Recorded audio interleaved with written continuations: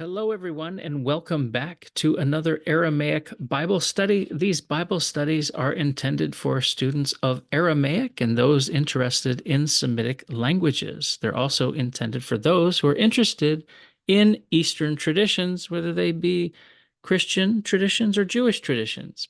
And today we will be looking at the various Targum traditions, including the Syriac, of Genesis 14, 12, and 13. This is from the portion of Genesis where Abram rescues Lot.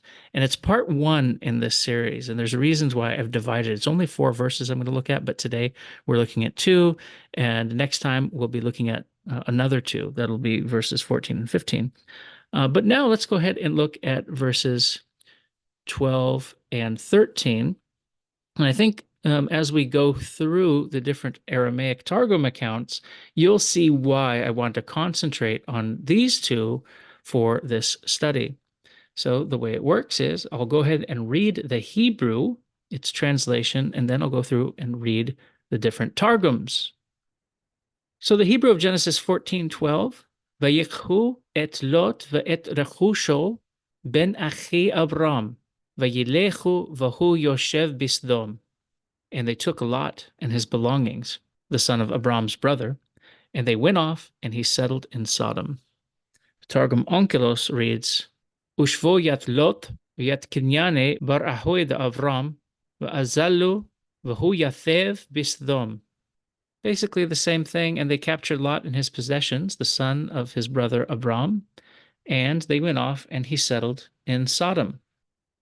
Now Targum Neophiti, Unsivu yet Lot v'yet Mamone bar ahoy d'Avram v'azalu v'hu hawe shari b'Sdom.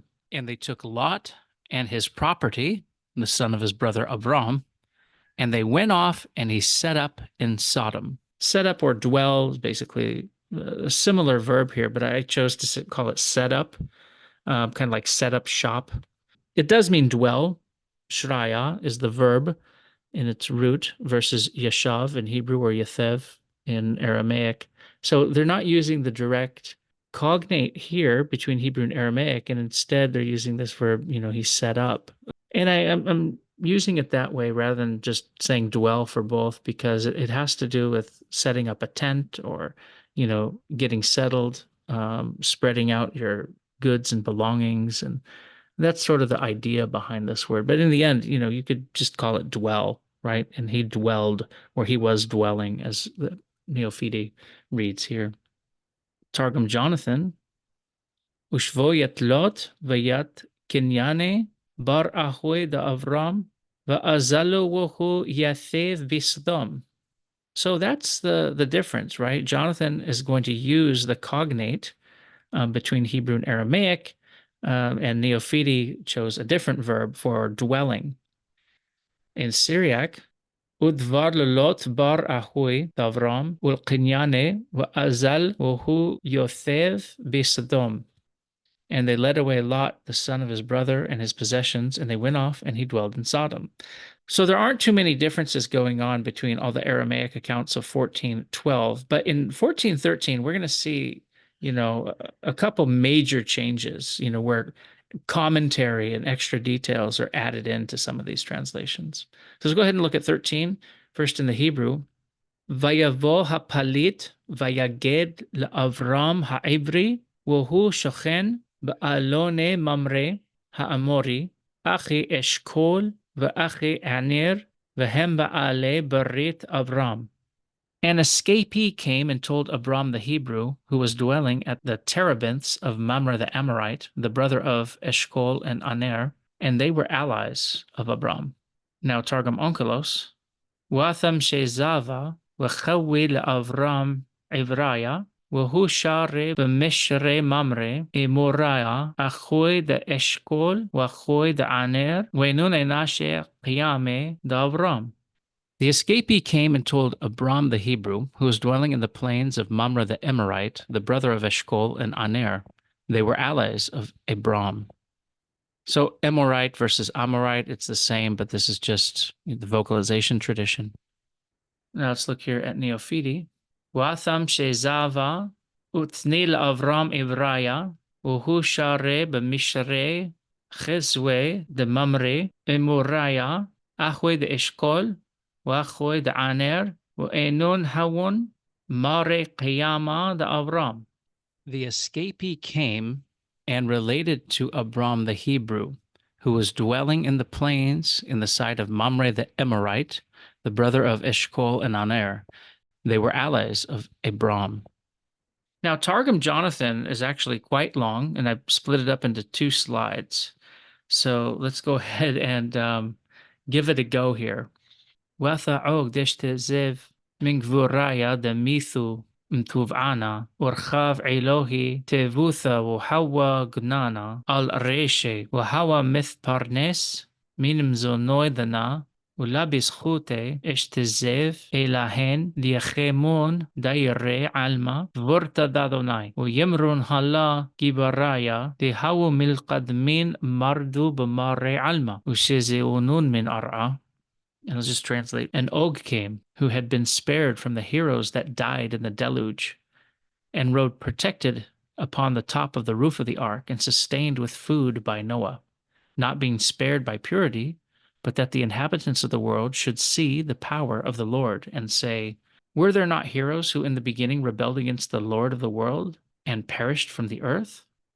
And it continues, وخد أخو ملكايا هائلين هوعوغ إمهون أمار بلبي إزل وأخاوي لأبرام على عيسق لوط دشتفي ويثي لشيزيفوثي من يدهن دملكايا ويثمسار بديهن عائل آثا بمعالي يوما دفسخة إشكخي دهوي عبيد غريتسين بطيران بخن خاوي لأبرام عبرايا وهو هوي شاري بخزوي ممري إمورايا أخوي دا إشكول وأخوي دا عانير وهينون هو ماري قيامي دا أبرام.